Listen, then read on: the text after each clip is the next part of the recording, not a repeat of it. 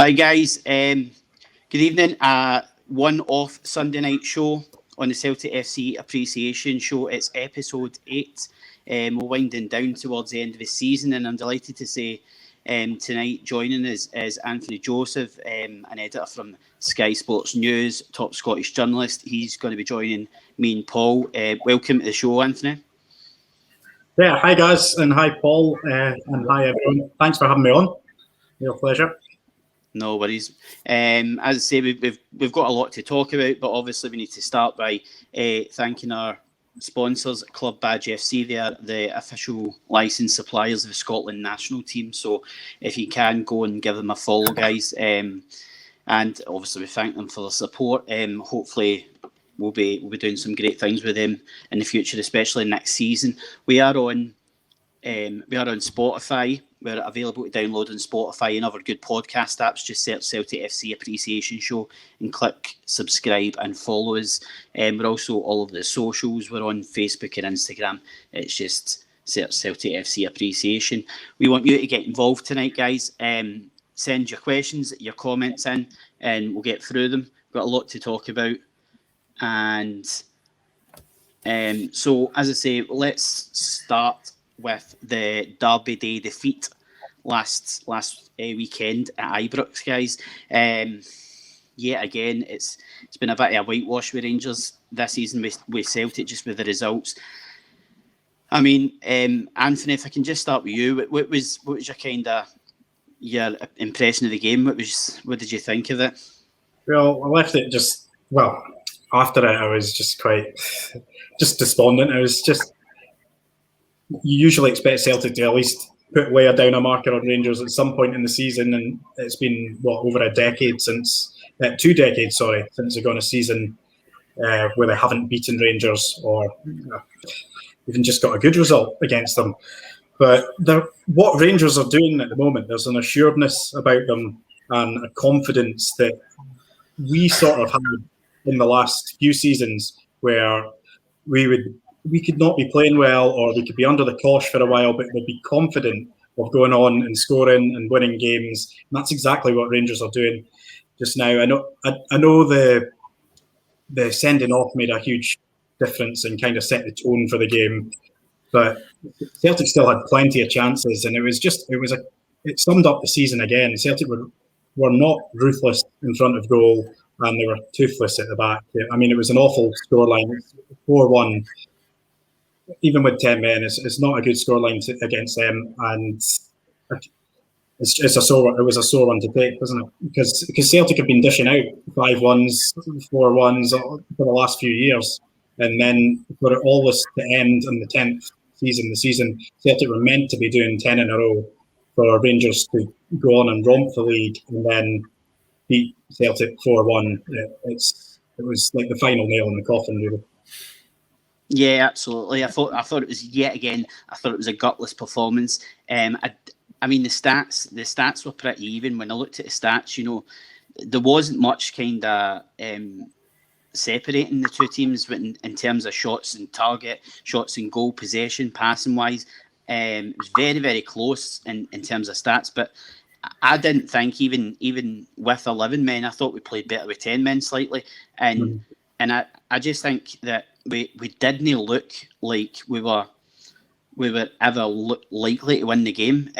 Paul, obviously you've seen the game. What was your impression of the game? So after the game finished, my initial thoughts were, that's how it must feel to be Rangers for the last however many years. So again, I think we had 12 shots or something around about that, only 3 of them on target. I think the referee set a precedent in the beginning with booking the young lad Simpson for Rangers. I think McGregor is, whether people say they're fouls or not, he gave them the opportunity, knowing that he looked a bit card happy, and he gave them the referee that opportunity. So I think that's, I would expect better than McGregor and a bit more experience in terms of that issue, but yeah, just lack of goals. Celtic had 9 corners, but there's nobody that can do anything from corners, like, dramatically. And genuinely, I thought when Celtic scored, I thought, you know what, that's going to give them a wee bit of confidence. We might actually get a result here. Even though we were 10 men, we've beat Rangers before with 10 men. But it wasn't to be. Wee bit shoddy defending at the back and not the finishing touch that we needed, which has been missing the full season. So yeah. We talked about it last week, Paul, and we says what Celtic need to do. They need to adopt this kind of attitude that go out and absolutely smash them and give some pride back to the fans for this season. There's a comment from Derek and Ruth Calder, says the whole team looked so disinterested. New direction needed, absolutely, and we hope that when we get on Eddie Howe, that he will be the man to give us it. Chris Henratty says result sums up our season. Absolutely. I just thought. I'm a big fan of Nick Walsh personally. I think it was refreshing to see him get handed a Glasgow derby, because obviously it seems to be the same kind of guys, Bobby Madden and Willie Collins. And they just seem to kind of get criticised for any little decision they make. Now, I know people are saying the Callum McGregor first booking wasn't a booking, and technically, if you look at the rules for the second booking, he shouldn't have actually given Callum a second yellow card, because rules state that if he played vantage, then you can't pull it back and issue a card to a player if he's filled him in the build-up. So, listen, maybe it's just been a lack of knowledge in the rules for Nick. I don't know, or maybe he just kind of lost his head for a moment. But, I mean, even when you look at it, Callum shouldn't be making that kind of challenge, especially after just getting booked. He should know better. This is a guy we're talking about that could possibly be captain of the club next season. I mean, I don't know what your thoughts are, Anthony, about Callum McGregor getting the captain's armband. Do you think it's a perfect fit, or do you see somebody else better at the club that's maybe suited? Yeah, I mean, I've heard a lot of people talk about him being the perfect fit, but I'm not sure he is. I mean, he's been a great servant for Celtic, and I just don't see the same leadership qualities in McGregor that you think. Well, when you think of a captain, Celtic have been so lucky to have Scott Brown for so long, and he has been a real leader, and that's the kind of thing you put. You're always going to compare someone to Scott Brown now, and I just don't feel that same way about Callum McGregor in terms of his leadership qualities as I do with Scott Brown. And I don't think he's a natural fit for a captain. Maybe he might go on to be captain and prove us all wrong. He might come out of his shell, but when the team's not doing well, you often see it, and you've seen it with Scotland as well, when you think maybe McGregor will G them up a little bit, but that doesn't really happen. It doesn't really take the game by the scruff of the neck like Brown doesn't. I think a player like that is needed to be a captain. And again, I don't see many leaders elsewhere in that Celtic team. Maybe Ayer, but Ayer's going to be away. So it's a tough one. McGregor would be the most natural person to pass the baton on to, but I don't think he's got a lot to live up to still in terms of his leadership qualities. Yeah, I mean, I think I agree. I think Christopher Ayer is the more kind of suitable candidate to take, because you know, when you see him, he gives so much to the club, and he's passionate. He shows in the park, even when he misses chances, or he can't get tackles, and he just celebrates absolutely everything. He's just that kind of warrior, and I think I'm a massive Callum McGregor fan, but I think potentially it could be a wee bit kind of shy in that role as Celtic captain. Maybe we're spoiled with Scott Brown in the way he's been Celtic captain. He's been very vocal in games and very kind of stern-faced, but I just think we should be doing everything to dangle the bait for Christopher Ayer to be Celtic captain and make him stay next season. Obviously, we're hoping to keep Callum McGregor as well. I know Leicester City are going to test the resolve, but in terms of the game, well, Alan McGregor just seems to pop up. I thought they had Andy Gorham in goals again. Do you know what I mean? It was just Elyounoussi cracks a shot for about 40 yards and he somehow gets his fingertips to it.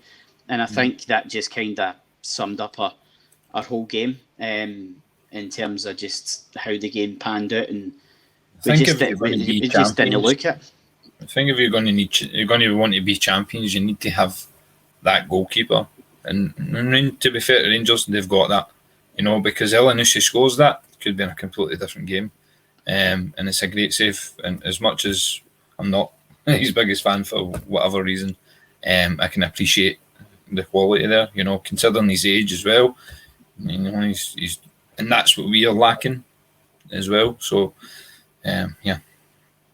I just. Oh, sorry, and you go on for it. No, I was going to say, I think the goalkeeper situation is always taken for granted at Celtic, and the year you don't have a decent goalkeeper or one that's performing well, Barkas probably is a good goalkeeper. He's just not settled, and he wasn't performing. And you realise how much you need a good goalkeeper, even at Celtic. Even for the time you're getting an opposition who have 3 or 4 shots on goal. That's when a goalkeeper who's been standing in their goal for 70 minutes doing nothing, that's when you need them to shine. And that's the difference between a good goalkeeper and a great goalkeeper. We had that with Forster, and it's just not been there this season. Absolutely. I think Fraser Forster, we should have broke the bank at the start of the season, brought him in. I also think we should have brought Ivan Toney in. He's obviously just finished as the Golden Boot winner in the Championship, 31 goals. I think he could have been prolific up here. But, Chris Henrietta says, should never have let Gordon go. Criminal decision by the club. James McMillan says, I would get Xander Clark in. Do you know what? I've always been a big fan of Xander Clark, and that beard would just frighten anybody. I think that scruffy kind of look would frighten anybody. Do you know what I mean? And I could see him being a Celtic goalkeeper. What's your thoughts on Xander Clark, Anthony?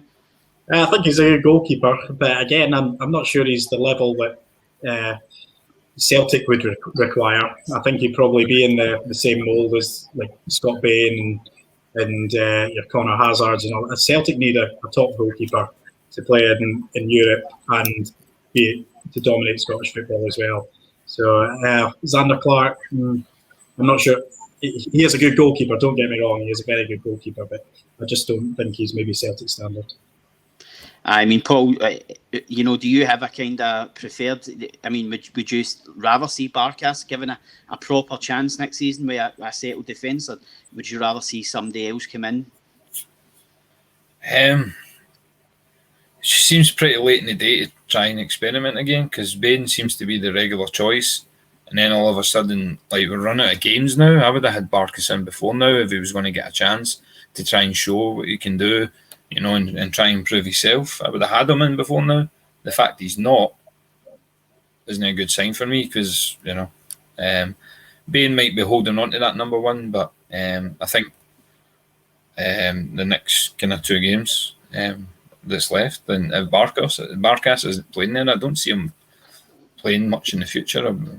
I might be wrong, but I don't know. I hope it's just a transitional thing and he's getting used to the league and the game here, and he turns it, because he came from a good team, a team that competes in Europe every year, so he must have that quality there, and whatever it's down to, I don't know.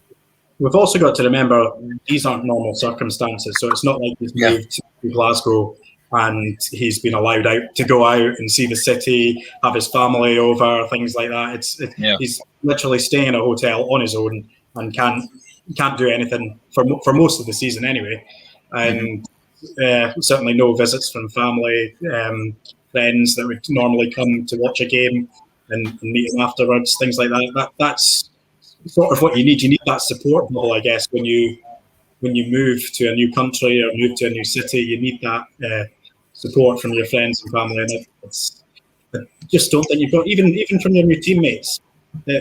The boys haven't been able to go out and socialise, have they? So it's very tough to move to a new job, to a new city and a new country for any human being in this last year. And I think we've always got to put that into perspective when we talk about new signings, especially in the last year. Yeah, just looking at a few of the comments. Chris and Rat says Barkas is dreadful up there with Gordon Marshall. I'm old enough to remember Gordon Marshall, unfortunately. But in terms of Michael Stevenson says, what is Celtic standard? I don't agree. Good keeper, I think he's talking about. You were saying about Xander Clark, likening him to Scott Bain. Do you mean, Anthony, by that? I don't know if you mean maybe a European type keeper or a Fraser Forster, a tried and tested solid goalkeeper. I do mean that, yes, but I do probably get Michael's point and other people's points about Xander Clark because Forster wasn't tried and tested when Celtic first signed him. Barkas is the European keeper that I'm maybe thinking of, and so it's I can see the arguments against what I'm saying as well. Liam Kelly at Motherwell might be a good shout, but I really don't know. It all depends on whether it's Howe that comes in. Who does he like the keepers that are there? Does Connor Hazard then go on progress? I don't know. It's whatever the situation is, it needs to be sorted because Celtic need to have a good goalkeeper and someone who they're going to stick with because they've changed the goalkeeper situation 5 times already this season. Yeah, and that just can't be happening in a season. No, I mean, just to kind of finish on because I really don't want to stay in this Rangers game because it's depressing enough. But in terms of just looking at, I know John Kennedy's comments last week. He very much seemed to put the blame at the referee's door for sending Callum McGregor off. I think John Kennedy's got a bit of cheek in terms of you're 3-1 down at Ibrox. There's maybe 30 minutes to go, and he takes off his only striker and puts on Mikey Johnston, a winger. I don't get, we were talking about, team selections and, kind of erratic team selections. John Kennedy, I don't get why there wasn't more youth on the bench, why there wasn't more fringe players in the team. It was a nothing game. And players that played didn't show up. So I think players like Dembele and players even like Mikey Johnson to start trying to give him a game, I think they could have done a far better job. I don't know what you guys think. Yeah, possibly, and I guess hindsight is the real thing that we can talk about. Oh, they should have played youth now.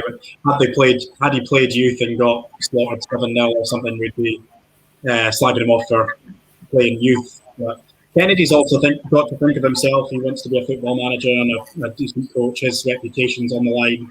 Losing 4-1 to Rangers is damaging for himself and his own career as well, especially after losing the top game. He's going to obviously play. I've seen the argument to not play Edward. I would probably have agreed with that. I would have played Griffiths maybe to help his chances for the Euros. Kennedy has got to think of himself, his own career, and think of how to win the game. And on paper, playing Edwards, playing the tried and tested players, I know maybe arguable this season, calling them tried and tested, but you play your best players. And he's trying to win games, he's trying to give something for the Celtic fans to cheer about, and he felt playing his best players was the best option for doing so. It didn't work out, and we can say, they should have played youth, but I also understand. It would have been nice to see some youth players come on, especially maybe a bit earlier when the game was gone. But I can understand them going with likes of Edward and putting on Mikey Johnston and things like that. Paul, what was your thoughts on the team selection last week? Did you think there was any surprises in there, or did you think were you confident that he was going to go with that kind of tried and tested? Absolutely, that's what I knew that's what he would have done, to be honest. And I think playing against Rangers, I think if I was a manager, I'd probably done similar, maybe not exactly the same, but it's a derby game. It's you can't just throw some young ones in there just because the league's finished. Nobody wants to lose a derby, even though we did. And the performance wasn't there, but I would have probably done the same or similar to myself. But James there saying Karamoko, I think Forrest is unplayable for us just now. He has to play. We've missed him the full season. But I believe some of the young ones should have been given a chance. I think Karamoko would be more effective than Ryan Christie on the right wing. Christie isn't a winger, and that's been proven this year, so yeah. But I wasn't surprised with selection. Yeah, you touched on a good point there, Paul, about With and Forrest. Forrest has been a huge loss this season. He's often the scapegoat among many factors of games, which I think many people have touched on. Wingers often are, because they're the ones that actually try to do something in a game, or go past players, but they can't come off every time. But Forrest, the last 2 seasons, has been involved either scoring or assisting 38 goals in both of those seasons each. And that just shows you how important that is. For Celtic have scored, 60, 70 goals this season in the league. You're taking 38 goals out of that by having Forrest away. It shows you how much of a big miss he is. Absolutely, 100%. Yeah, just in terms of the manager, obviously Anthony, me and Paul, we've been on this show about 3 or 4 weeks, and we say the same thing every Saturday night. Eddie Howe, what's happening? Is he coming in this week? Is he coming in next weekend? Obviously, we've had a wee bit of kind of update on the situation. I know there's been a lot of talk on social media. There's been a lot of rumours kicking about. What I've heard is an announcement is reportedly due on Wednesday that he's going to get unveiled. Stuart Hodge, respected journalist, I'm hearing that he says he's hearing from various sources that Eddie Howe agreement has been struck. Celtic will announce him in the very near future. The Englishman will become the 21st manager in the history of the club. In terms of, if we could just go to you, Anthony, and there's a question there. Erin Lorimer says, what would Eddie Howe bring to Celtic? What would he bring to Celtic? I think he is a modern type of coach.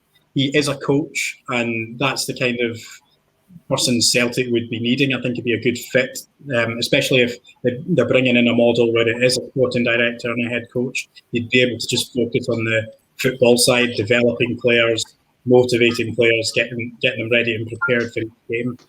On the training field, that is where you really see what a good coach does, and you see the benefits of that. And it's what they do in Europe in terms of that kind of structure. It's what modern clubs are looking at, and it would be great to see Celtic also follow that model. I mean, just when you look at, I was just looking at some of his career kind of stats.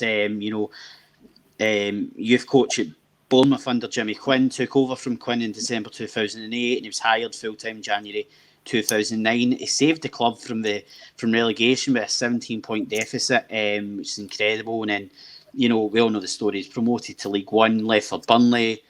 I think they finished 8th in the Championship and then 13th the following season. Went back to his hometown, Bournemouth.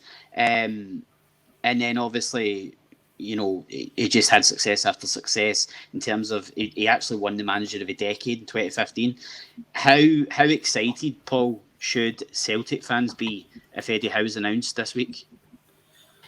Yeah, I think it's pretty exciting. I think Anthony was saying that the kind of modern, he is a coach, and I think that's what that team needs. If they're going to keep some of these players are going to need a decent people manager that's going to bring the best out of them and put this season behind them and move forward and have goals where they want to go for next season and go and hard, and also an eye for talent, which I think he has. And even when he's under pressure, he's proven at times he's been under big pressure and situations, and he's dealt with that well. And there's not much bigger pressure than being a Celtic manager than anywhere else in the world. So you're expected to win every game. Even a dropping points and a draw isn't good enough. So I'm sure we'll be able to handle that. That's going to be the key thing, isn't it? Because we already know he can overachieve with a smaller club, or using Celtic as an example, not a smaller club, but maybe a less advantaged team in Europe is what Celtic are. And he's already shown what he can do with Bournemouth, which is a tiny, tiny club, let's not forget. When they were in the Premier League and they stayed there for so long and overachieved, and they did so well there.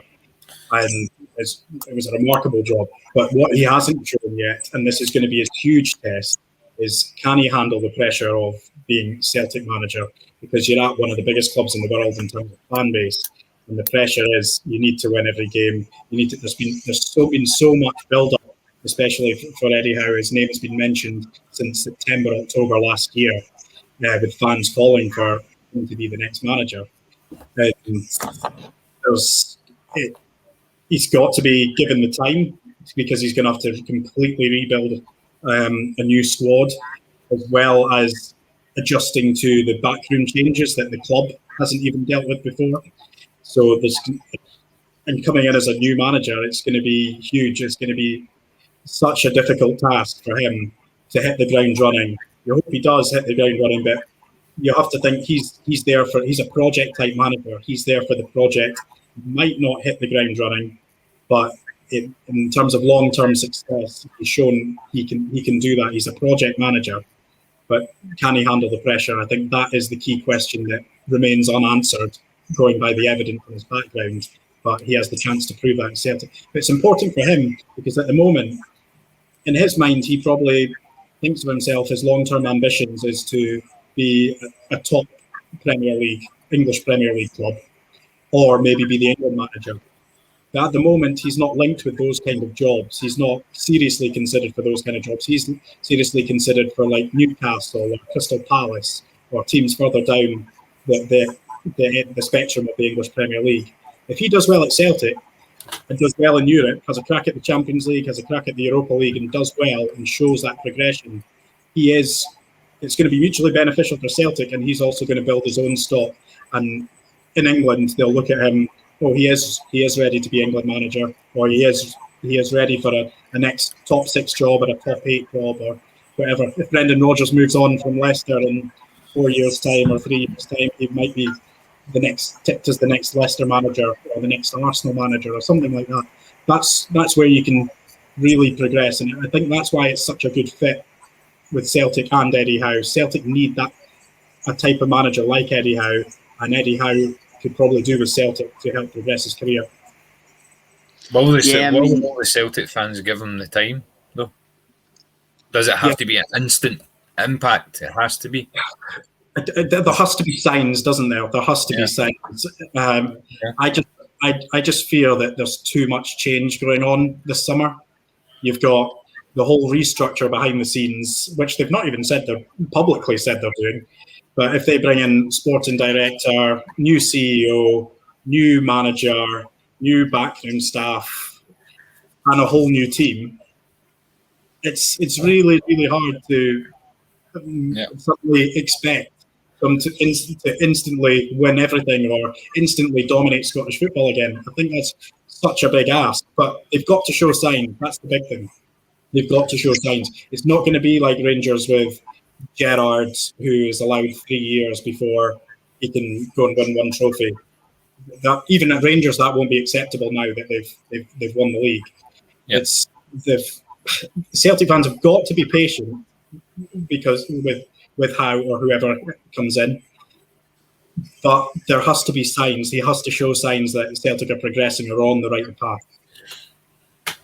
Well, that's the thing. When you look at it, it is a dream that he's got to sell, not only to the Celtic fans if he comes in, but also to the players, the kind of want-away players, or the players that are entering the final year of a contract, and even the backroom staff, because I believe that this is, me and Paul have been talking about it for weeks, this is what's been holding up the deal. We believe that because Bournemouth have done so well this season in the Championship, because they're in the playoffs, the semi-final and possibly the final, that's what's going to hold it up, and we could possibly be waiting still till the end of May for his backroom team to come. Now, obviously, that wouldn't be that much of an issue, because the season will be done and we're not playing again to, I think it's the end of July, so it wouldn't be that big a deal if we were to announce Eddie Howe, but he knows that he's got the guys coming. And from what I'm hearing as well, there's a whole kind of sports science team that's going to come with him as well. So I do believe that it's a kind of 4 or 5 year plan that he's building. He wants to build Celtic up to where we were in the last 4 or 5 years and really dominate Scottish football. And then obviously listen, he's not doing it for the love of Celtic. Let's be honest. He's doing it for himself to catapult himself into the eyes of being England manager, as James McMillan said, or being one of the top 6 jobs in England kind of thing. That's what he's looking at, and that's fine if that's what he's want to do. If he's want to come up here for 3 or 4 years and try and be successful, if he is successful and goes away after 3 or 4 years, the Celtic fans will hold their hands up and go, thanks very much, all the best. But obviously with the way Brendan Rodgers left the club, it still kind of left a sour taste in the mouth. So you're kind of hoping that that's not the case with Eddie Howe.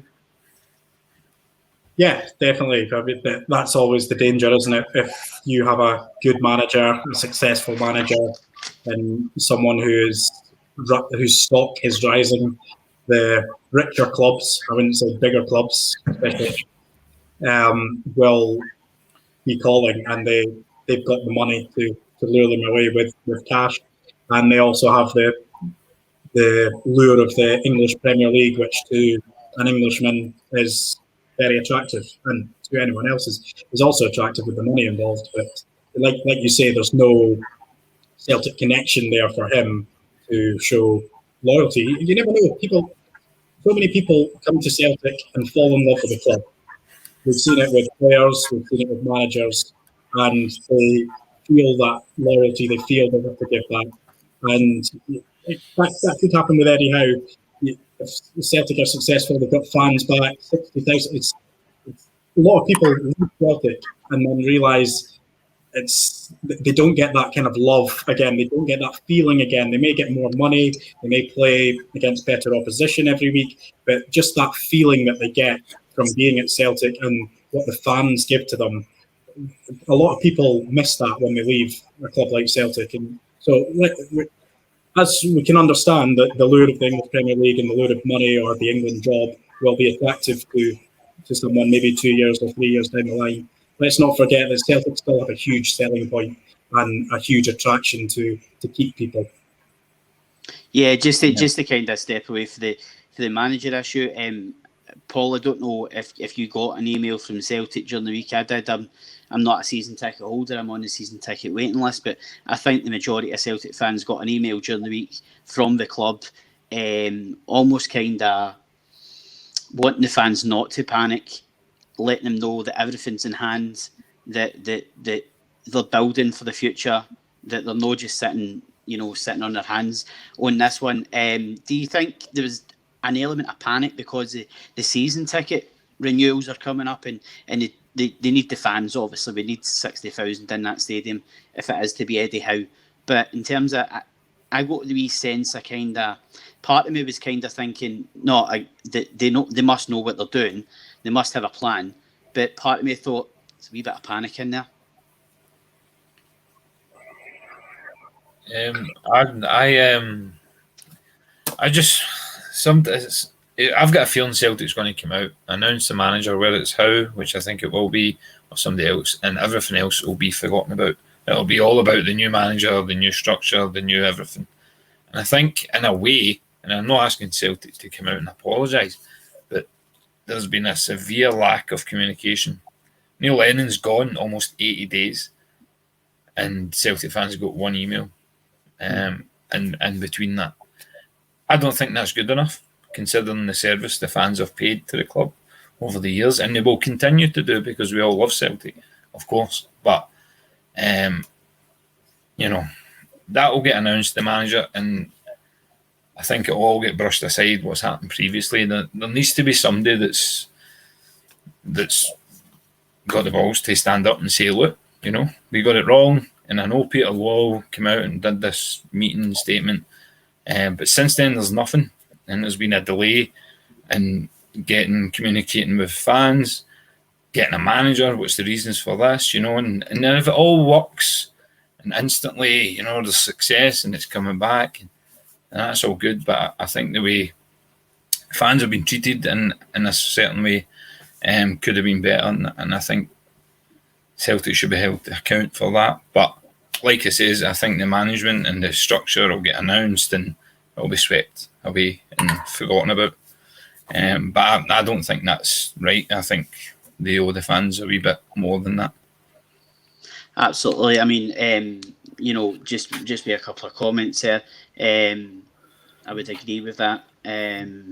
Michael Stevenson said I would be okay with losing the league next year as long as I see a team being built for the future. I think that's what we're all talking about. Chris Ratty says the email reeked of desperation. I think a lot of Celtic fans were kind of thinking that when they were talking about it. Just to move on to loan boys and coming back to the club. Do they have a future? So we've got players like Olivier Ntcham returning from Marseille, Bolly Bolingoli returning from Istanbul, Jack Hendry at Ostenda, Marian Shveds, I think. Now, I might be wrong, but I don't know if he is still out on loan. Supposedly, according to, I think, Transfer Market said he is still out on loan to KV Mechelen. Bio is still to come back from Toulouse. Ewan Henderson at Dunfermline. I mean, listen, obviously these guys have only got a year or two left in their contract. Do you see, if you can just go to you, Paul, first, do you see any of these players having a future at Celtic? Well, interestingly enough, I think they've all got an opportunity because it's going to be a new manager and a new coaching team, more likely, so they've got an opportunity to make an impression. And I'm sure if the manager's already been decided, he's maybe looked at least at stats and how they're doing, because you would like to think they would do that. And out of all of them, I think technically Cham is a quality player. He's not had the best of time where he is. There was a whole scandal when he joined and, the manager wasn't happy and, whatever. But he's only had 6 appearances, and no goals since he's been there. And then you look at Jack Hendry, who I never rated very highly, but he's having a blinder this season. 24 appearances, 2 goals. His team are sitting 6th in the Belgian league. They're in, I think the way the Belgian league works, it splits into playoff groups for the Europa League, and their team sitting top of that on points. So and I look at that and I compare it as domestically, is that comparable with here? And we've got some really good teams in there. So I think Jack Hendry, out of all of them, might have a wee shout there. Like we could do worse than give him a chance. We've had some disastrous defending this season, and he's got that. He's done a full season with them, and played a lot of games, scored a couple of goals as well. And a team that's maybe not well known, but they're actually performing really well domestically. So, and then Bio, he's played a lot of games for Toulouse, but I don't think domestically the standard he's been playing at is comparable to what you would need at Celtic. But again, I think all of them have an opportunity with a new coach and a new management team coming in. I think with Bio. Oh, sorry, you go on. On Bio and Toulouse, they are in League 2 in France, and I think you do have to take that into consideration. Is what has he scored 10 goals? I think it is. But they're at the top end. They're pushing for promotion. A Liga side next season, and the issue I think with Bio, Hendry. I think it is with Bio as well. Sorry, but certainly with Hendry is that the loan clubs have got an option to buy, but the power is in their hands. So it's I think the same with Ntcham as well. Although I don't think Marseille are going to take up the option to buy Ntcham. So Celtic could have him for next season, or could be trying to afford him. It depends what manager comes in. Who knows? Eddie Howe could come in, and he's just the type of person would really can progress under. These things always happen when managers change over and there's a huge rebuild in a team. I struggle to see futures for Bio, Hendry, Cham. I'm looking for the loan boys. I'm looking more towards Scott Robertson and Leo Hjelde as well. Robertson, I don't know why Celtic recalled him. Well, I know why, but it turned out to be pointless because they recalled him the night of the Hibs game after the Dubai shambles, when everyone was isolating. They called him up. He didn't even play. He didn't play the other 2 games and was loaned out to another club. He was flying with Gillingham. And then he's at Doncaster, and he's been mainly making substitute appearances. I think he's made like 6 starts, but 10 substitute appearances. But when he was in form and settled and doing well at Gillingham, I think that was really disruptive to take him back. And Leo Gjelde, I think that's the way you pronounce his name, but he's very underrated. And people within Celtic are really excited about him. Yeah.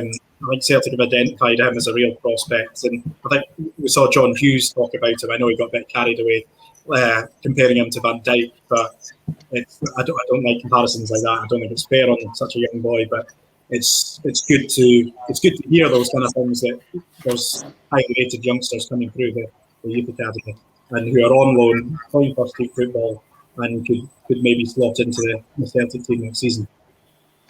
Yeah, I think when you look at it, just looking at their stats for this season, obviously it's not worked out for Cham. I think he's only had 4 appearances. Bolly's obviously had 10 appearances. I think he was doing quite well. Obviously played in the Champions League, but in terms of in the league, I think he got a bad injury in his knee. Hendry, in comparison, Hendry, Shved and Bio have obviously had the most appearances and the most kind of success. In terms of who I would like to see back at the club, Henderson's definitely a player I'd love to see. I think he'd really thrive under Eddie Howe. Same with possibly Jack Hendry. And I'm not too sure about Cham. I think it's all going to be dependent on if Edward leaves, because I always say it's the trouble you've got with French players in terms of when they're on their day, they're untouchable, they're unplayable. And you see it sometimes with Pogba and players down south kind of thing. But when they don't want to play, you can just tell in the first 5 minutes, and they are very temperamental in their style of play. And I just wonder if Cham could really be successful under the new manager. But I mean, listen, I would take him back and give him a chance pre-season. Obviously, I know we've got a really tasty pre-season friendly lined up against West Ham. I know they blew it today against Leicester for the Champions League spot, but I think that'll be a really, really tasty pre-season friendly. Yeah, I'm just gutted it's not in London. Would have been great for me, and actually great for a lot of Celtic fans who would have loved to travel down as well. I miss things like the Wembley Cup and the Emirates Cup. I wasn't living in London then, but pre-season friendlies down here were always great.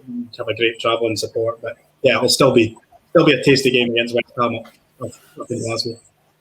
Yeah, as I say, I think I said to Paul before I was at the Wembley Cup, and I can remember saying to my cousin when we beat Tottenham that we were going to win the treble under Tony Mowbray.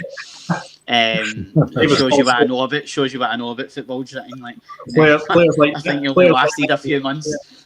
There's players like Niall McGinn and Paddy McCourt running rings around Spurs. I get funnily enough. The one thing I can remember about that game was Alan Hutton gets subbed before half time because he absolutely had a nightmare. I can't remember who was tormenting him, but Harry Redknapp just hooked him off, I think. But in terms of we did a poll on the page today regarding this story that kind of broke about the Rangers and Celtic Colts team trying to gain entry to the Lowland League for next season. So the kind of poll result was, should Celtic and Rangers Colts be allowed into fifth tier of Scottish football? Overwhelmingly, the Celtic fans have voted, with 87% saying yes. Paul, if we can start with you, what's your thoughts on it? Do you think it's a good idea? Do you think it will get the blackballed? I think it's a brilliant idea. I think it's probably long overdue. And there was talk before about them starting in the lowest division, not the lowland. They won up League Two over, but starting in there, I think is fair enough. I don't, obviously from the poll, you can see most people think that'd be a good idea. But whether the rest of Scottish football think that's a good idea, that's probably another story, or the rest of that league. So I think potentially it might happen. I'm probably about 50-50 if it will. I'm probably 100% that I would want it to happen. So It's going to be interesting to see if they get in there, because I think it'd be good for development as well. So it's an exciting thing for me, to be honest. Yeah, I think when you look at it, Anthony, I know there's a lot of chairmen that's actually up for it. That the only thing that's going to annoy me is, and it's got shades of the European Super League idea. It's only going to be for one season. Supposedly, Celtic and Rangers teams won't be promoted or relegated. So at the end of the season, they'll be wiped out the league, and the places will go to the other teams that kind of finish below them or above them.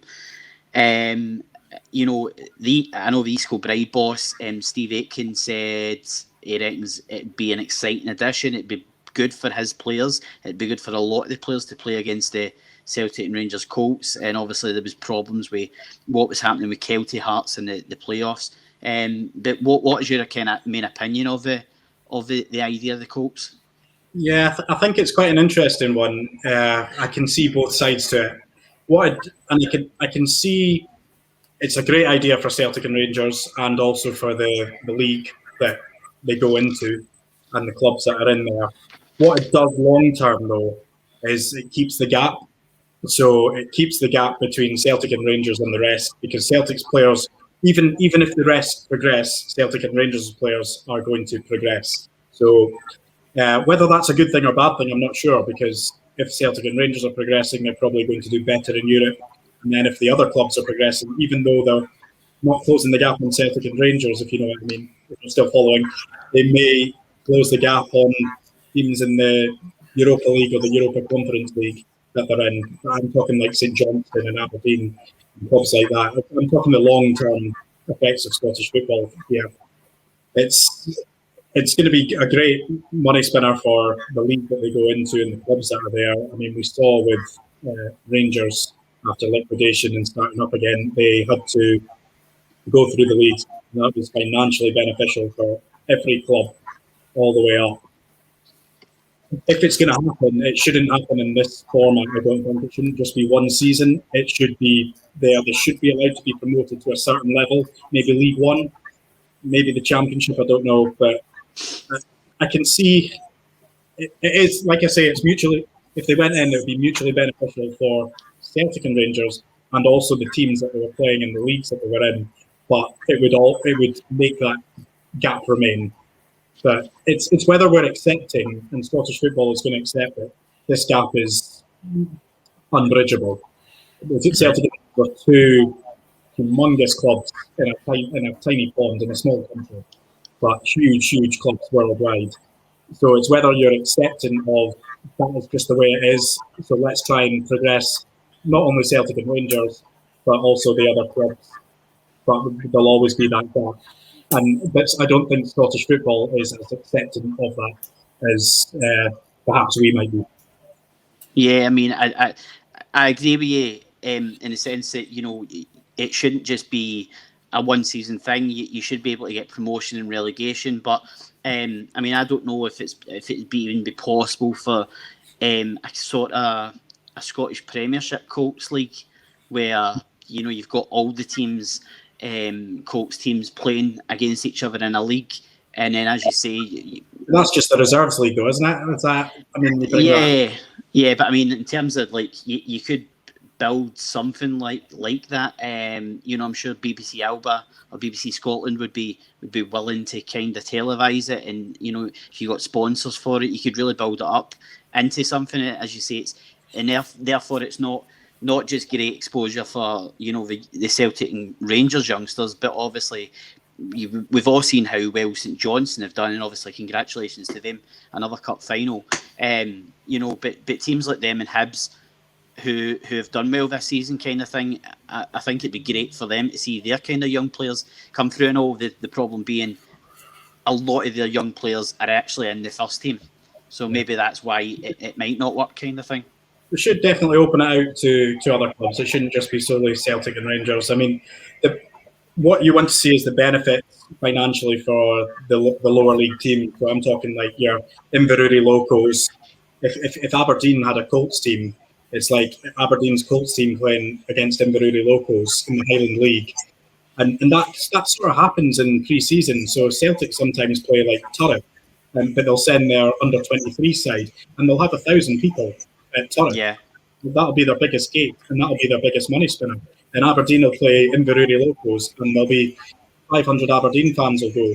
And that's what you want to see in a league, in a competitive scenario. And that's what is going to be what I think is going to be the mutually beneficial thing for the clubs in those leagues. If a Celtic and Rangers Colts team, because say it's Celtic against East Kilbride or someone else, just you'd have people. But say it's on the Sunday, Celtic are playing, the Celtic first team are playing the Saturday. You'd have 1,000 people going to watch that, or possibly even more.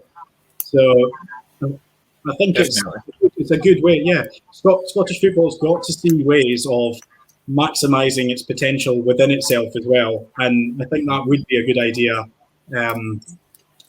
for it. But what I was alluding to before is I don't think everyone in Scottish football would be on board of it, and enough people would be on board of it because they would see that as maintaining the gap. And I don't, even though the gap is probably unbridgeable between Celtic, Rangers, and the rest, they would see that it's going to stay the status quo if you allow Colts teams. I would definitely open out to Aberdeen, Hibs, your Hearts, your other big clubs in Scotland.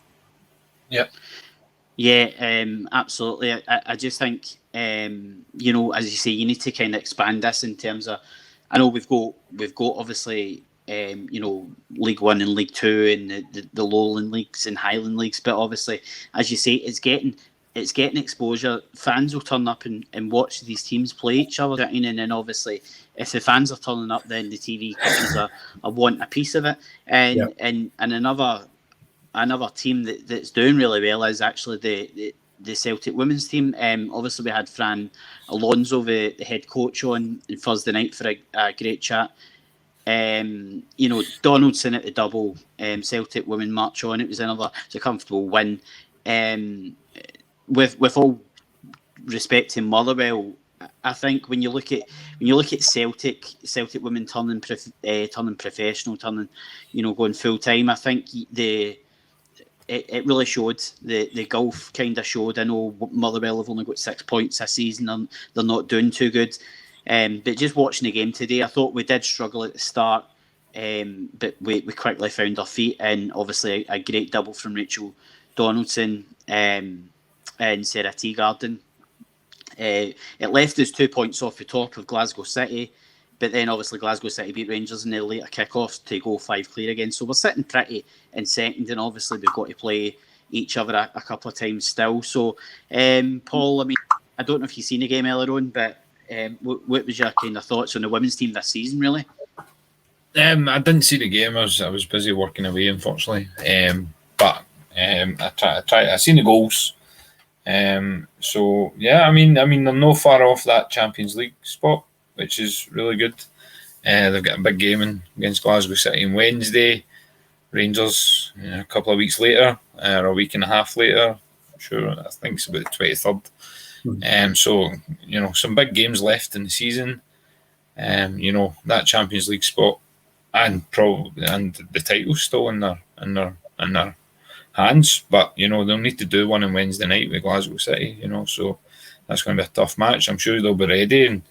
And from what I hear, and the goals I've seen today, it was a very easy match for them today, and they strolled through it. So hopefully, without watching the game, they've done their research for Wednesday, and they know what they have a plan and what they're going to do, and hopefully they can come away from a very tough tie, with a result that will put them in a even promising position. So I think it's been a real breath of fresh air when you look at the men's team in a miserable season, and you see the Celtic women doing so well and really up there fighting, and it's that desire and the fire in the belly that's missing, and it's good to see that still in the club.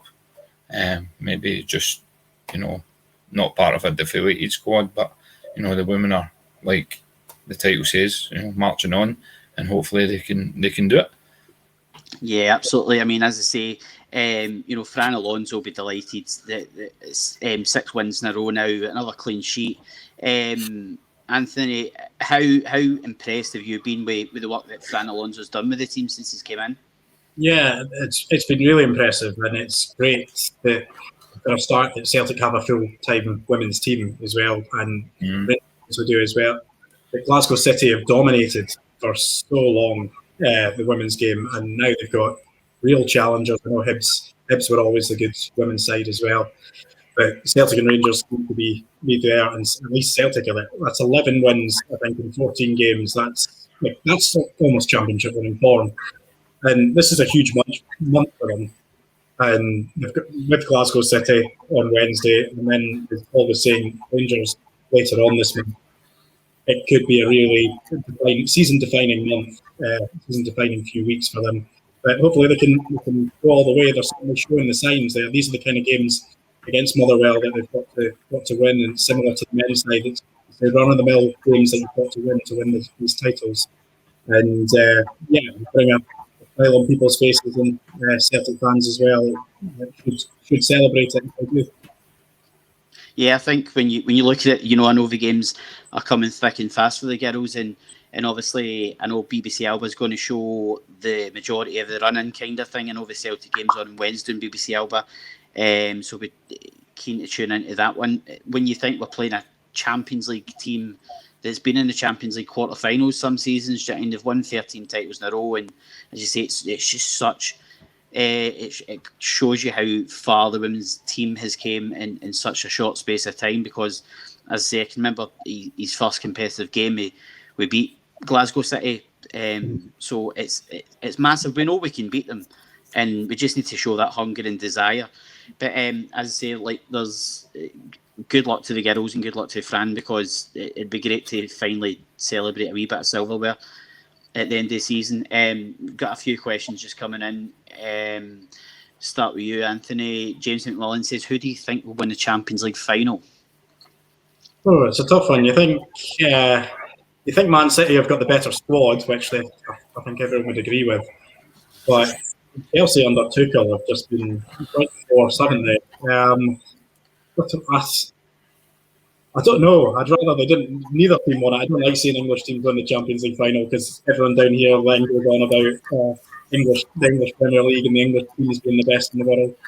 Things like that. I don't like hearing that too much. But maybe for Pep and City, I'd rather Chelsea, just for my own perspective. I'd rather Chelsea didn't win it. But I'm not too bothered. I think Man City will win it. I think they've been waiting for it for too long. I think with Pep in charge, that's been his goal, hasn't it? City, he's won the league quite a few times now. The goal that's what he's been saying for, really, to try and win the Champions League. And I think we'll do that. Yeah, I mean, Paul, what do you think? You Pep or Tuchel? Neither. I dislike both teams, I'll be honest. Yeah, are you mending your bike that night? I think it's written in the stars that Aguero's leaving and Man City will win it. That's what. Although I think Chelsea at the moment are the on-form team, and they're playing really well. And since the managers come in, like the difference is remarkable. And they'll have a psychological factor that they just beat Man City. So But I think it's written in the stars. As soon as I heard that Aguero was leaving, I was like, Man City will win the Champions League this year. It's guaranteed they'll win it, because he's leaving. It will be his last game. Do you know what? I'm going to be bold. I think City will wipe the floor with Chelsea. And I did say when Chelsea and Madrid were in the semi-final, it was one each for the second leg. I just thought to myself, watching City this season and watching them especially in the Champions League, I thought Chelsea and Madrid probably stifle them too much, but I just think once City kind of get a goal in the final, I think they'll wipe the floor. I think Chelsea will collapse, and I'd love to see Aguero score the winning goal. That would be the icing on the cake. I'm not a Man City fan. My team's unfortunately Newcastle, so for my sins, I'm doing the wrong end of the table. But in terms of, I just think City will wipe the floor with them, and I think it'll be a great final. I know we don't really like when two teams from the same country are playing each other, because it turns into a kind of league match. but I still think both of them will kind of play attractive football. Chris and Ratty says Christie should be first out the door. I'm not even going to get involved in that. I am a massive Ryan Christie. I'm fangirling Ryan Christie. Honestly, I am. I don't agree. I know you. I know you don't really rate him and all the rest. And I just think, in terms of Anthony, what's your opinions on Ryan Christie? Do you think he's been hard done by you, or do you think he's been a kind of victim of his own misdemeanors kind of thing? I think a bit of both, really. I think he's a very good player. I think he's a really good player, and he changes games. He wins games. He did for Scotland. He did. He's done for Celtic so many times. Even this season, the Scottish Cup final, Scottish Cup semi-final, Scottish Cup final. Really important player. He scores really important goals. But he also still has that side of his game where he shoots too much, and perhaps there's a better pass on, or there's I don't know. There's just a better option, and he often goes to his first instinct is to shoot, and it's this season it hasn't been a very good return rate on his shots to goal ratio. But I think he's a very important player and still a good player to have in the team. But I'm not saying he should be first out the door or anything like that. But I think, not my own personal opinion, but I think he will be leaving Celtic in the summer because he has been one of the players who is wanting to leave and wanted to go away. He's not signing a new contract, certainly not at the moment. So you never know, Eddie Howe, a manager could come in and change his mind. I think he is quite set on leaving, whether that's through the English Premier League, Burnley, other clubs are interested. But I also think he's still open to a move abroad. So it'll be interesting to see who in Europe would be interested in signing him, because teams like that will see the important goals, and that's kind of the thing that people take away. They see the goals that he scores, and yes, he's a bit of a mixed season with scoring some important goals, but also missing so many shots and not taking the right option on many occasions. Perhaps I think what Michael Stevenson said in the other has been dented. He's a great player. He's a very good player, and maybe it's time itself goes up with. Yeah, I think, as I say, as Paul will tell you, I'm a massive Ryan Christie fan. I just think he's had a bad season, but as I said, everybody's had a bad season, so I think it's unfair to kind of crucify him for it. In terms of, I think he's just shot shy of confidence. I get what you're saying about I know a few Premier League teams are in for him. Eh? No, he's not shot shy. Either is he? I know I've heard of the rugby jokes. But in terms of, I know Norwich City, I think Norwich City are keen on him. I don't know if he's keen on a move or whether, I think there's a French team. I don't know if Nice or Marseille were in for him as well. So I don't see him leaving to go abroad. I think if he does leave, he'll probably go to like a Norwich or a Burnley. But I'd love to see him stay and kind of, fire back at the critics this season. And I think we're going to finish on a wee comment from Matthew Murray for Anthony. Hey there, Tony, with the sad face. What's our Celtic-related £20 bet for next season? I fancy making some more money. Oh, yeah. One of my friends, he's an Aberdeen fan. I bet Celtic would win the league. At the start of the season, that Celtic would win the league by 9 points or more. So, yeah, he won his 20 quid quite a long time ago. I bet that Celtic were going to win the league with 20 points at the start of the season, so I went even worse. I went even bolder. But listen, Anthony, thanks very much for coming on. Really appreciate it, and hopefully we'll be able to get you on next season at some point, kind of thing. Thanks for having me on. It's been great. Yeah, Paul, again, brilliant, mate. And I know I'm giving you the summer off to get a bit of respite, because obviously we're going to obviously rebrand the podcast, and we're going to make it bigger and better. Yep. I've got an idea I'm going to do a kind of show next Tuesday with Tom Boyd and Darren Jackson. It's the 30th anniversary of that famous cup final with Motherwell and Dundee United. So I've managed to get hold of both of them, and I think they're up for doing it. So we're trying to get it done for the 18th of May, because that was the date back in 1991. So in terms of just finishing, I know Scott Brown, it's his final Celtic Park game in Wednesday night against St Johnstone. Unfortunately, fans aren't allowed in, but I know Celtic have started the wee collection over the weekend there, and I know tomorrow's the last day, between 10 a.m. and 4 p.m. I can't remember off the top of my head whereabouts it is, round about Celtic Park. I'm not sure what entrance it is, but you can go up and leave tributes to Scott Brown, whether it's tops or flags or scarves, whatever, and it will be collected at 4 o'clock, placed around the ground. And, who knows, we might actually see Scott Brown get a wee bit emotional on Wednesday night. And then obviously next Saturday, me and Paul will be back, hopefully with a special guest, and trying to kind of plan that one out for a Scott Brown kind of special, a Scott Brown farewell show, 14, 15 years at the club. So we thought we'd dedicate the full show to Scott Brown and all he's given for Celtic. But listen, guys, that's us. We've kind of run over our time a wee bit, but we got a lot in there. Thanks to our sponsors, Club Badge FC. Give them a like. And hopefully we're going to get sponsors over the summer kind of thing, and let's grow this page. As we said there, thanks for tuning in, guys. Keep sharing the podcast. We're on Spotify, other good podcast apps as well. We're all over the socials. Follow us on social media. Celtic FC Appreciation. I'll be back on Thursday night with BT Sports and Premier Sports commentator Rory Hamilton. I'm really looking forward to that one. But once again, thanks to the guys for tuning in, and thanks to you guys for tuning in as well. And I'll see you on Thursday, guys. Hail, hail.